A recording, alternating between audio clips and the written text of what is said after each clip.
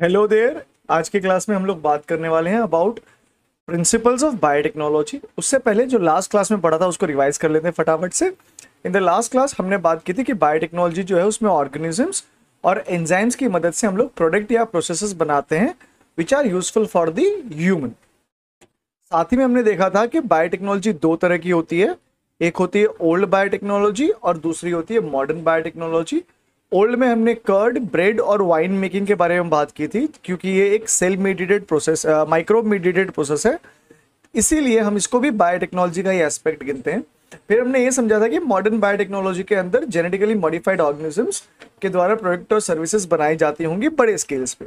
इसमें हमने आईवीएफ का एग्जाम्पल लिया, इसमें हमने नए जीन बनाने के बारे में बात की, डीएनए वैक्सीन के बारे में बात की और करेक्शन ऑफ डिफेक्टिव जीन्स के बारे में बात की थी। साथ साथ में हमने देखा था यूरोपियन फेडरेशन ऑफ बायोटेक्नोलॉजी के द्वारा जो बायोटेक्नोलॉजी की डेफिनेशन दी गई थी वो। तो चलिए स्टार्ट करते हैं आज का वीडियो। आज के वीडियो में हम लोग बात करने वाले हैं about the principles of biotechnology. तो बायोटेक्नोलॉजी जो है ये दो सिंपल से प्रिंसिपल्स के ऊपर ऑपरेट करती है। पहला प्रिंसिपल है जेनेटिक इंजीनियरिंग और जो दूसरी प्रोसेस है वो है बायो प्रोसेस इंजीनियरिंग। तो हम लोग समझते हैं कि जेनेटिक इंजीनियरिंग और ये बायो प्रोसेस इंजीनियरिंग है क्या।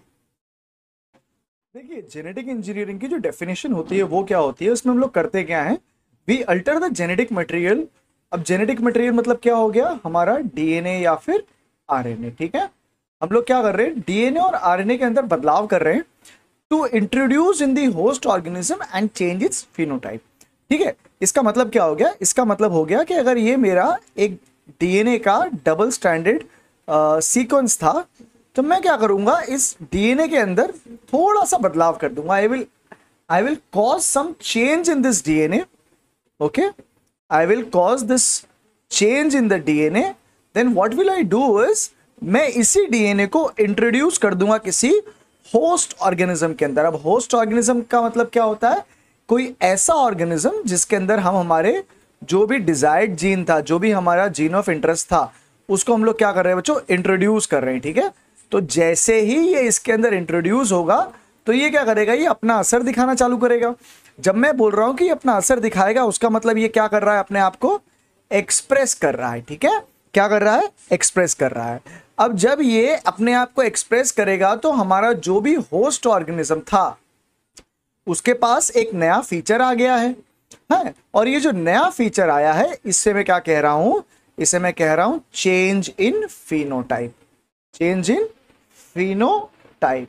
तो जेनेटिक इंजीनियरिंग का मतलब क्या होता है, जेनेटिक इंजीनियरिंग का मतलब होता है कि हमारे पास कोई सेट ऑफ जीन रहा होगा, कोई भी डीएनए या आरएनए रहा होगा, उसके अंदर हम लोग क्या करेंगे, कुछ बदलाव करेंगे। वो कैसे करने वाले हैं वो इस चैप्टर का, इस टॉपिक का या इस वीडियो का पार्ट नहीं है, वो आने वाले वीडियोस में देखेंगे। फिलहाल के लिए हमको खाली इतना ध्यान में रख के रखना है कि हमने हमारे जीन ऑफ इंटरेस्ट या फिर जो भी हमारा डीएनए था उसके सीक्वेंस में थोड़ा सा बदलाव किया और उस बदलाव के बाद में हमने क्या करा, उस जो भी हमारा डीएनए था उसको हमने डाल दिया हमारे होस्ट के अंदर।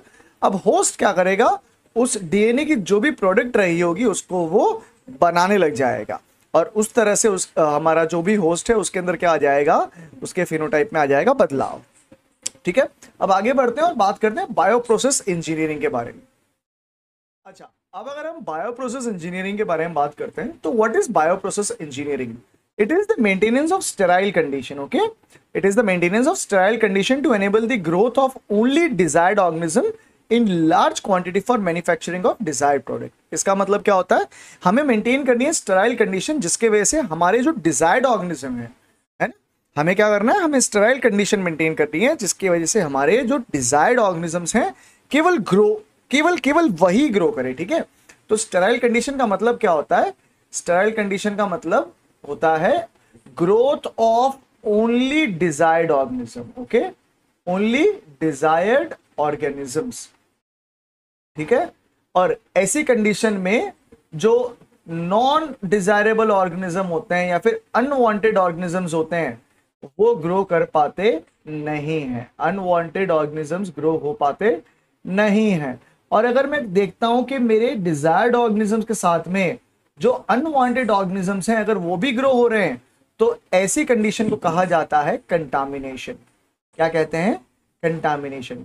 तो जब भी आप बायो प्रोसेस इंजीनियरिंग की बात करेंगे, आपको ध्यान रखना है कि हमारे साथ हमारे पास कंटामिनेशन ना हो, हमारे पास केवल और केवल डिजायर्ड ऑर्गेनिजम्स का ही ग्रोथ हो। अब यहाँ पे डिजायर्ड ऑर्गेनिज्म कौन हो सकता है? कोई प्रोकैरियोटिक ऑर्गेनिज्म होगा या फिर कोई यूकैरियोटिक सेल हो सकती है, ठीक है। अब जब ये ऑर्गेनिजम्स ग्रो करेंगे हैं, इन्हें ग्रो करना है बहुत ही लार्ज क्वांटिटी में, और इनसे हमें क्या निकालनी है? इनसे हमें निकालनी है डिजायर्ड प्रोडक्ट्स। अब डिजायर्ड प्रोडक्ट हम लोग इनमें से क्या क्या बना सकते हैं? हम लोग इनमें से बना सकते हैं एंटीबायोटिक्स, जैसे कि आपने पेनिसिलिन के बारे में सुना होगा। हम इनसे बना सकते हैं वैक्सीन्स, हम इनसे बना सकते हैं वैक्सीन्स, और साथ ही में हम इनकी मदद से क्या बना पाएंगे? एंजाइम्स बना पाएंगे, ठीक है। आई होप आपको ये डेफिनेशन समझ में आ गई होगी। अब एक छोटा सा एग्जांपल लेके मैं आपको बताता हूं। जैसे मेरे पास अभी सिस्टम के अंदर इकोलाई है, ठीक है, मेरे पास सैल्मोनेला टाइफी है, सैल्मोनेला टाइफी है, मेरे पास सुडोमोनास एरुजिनोसा है, एरुजिनोसा हो गया। अपार्ट फ्रॉम दिस इस मेरे पास let's say what do I have, मेरे पास एस ऑरियस है। ये सारे अलग अलग बैक्टीरियाज हैं, ठीक है। और मैं चाहता था केवल और केवल इकोलाई मेरे सिस्टम के अंदर ग्रो करे, ये टाइफी, एरुजिनोसा और सीडोमोनास का ग्रोथ ना हो। तो I will create certain conditions which will only favor the growth of Escherichia coli, and they will these conditions that I have created will ensure कि Salmonella typhi और Pseudomonas aeruginosa और जो Staphylococcus aureus है उनका growth ना हो। तो ये जो सिचुएशन, ये जो कंडीशंस मैंने क्रिएट करी हैं, जो मेरे डिजायर्ड ऑर्गेनिजम्स का ग्रोथ जो है वो फेवर कर रही हैं, उस कंडीशन को कहा जाता है स्टेराइल कंडीशन, ठीक है। और ये स्टेराइल कंडीशन अचीव करना केवल और केवल बायो प्रोसेस इंजीनियरिंग की मदद से ही पॉसिबल हो पाया है। तो बच्चों, ये था प्रिंसिपल्स ऑफ बायोटेक्नोलॉजी आज की क्लास में। आने वाले क्लास में हम लोग बात करेंगे about the conceptual development of principles of genetic engineering. I hope आपको वीडियो अच्छा लगा होगा। If that is the case, you can like the video, you can also share the video with your friends.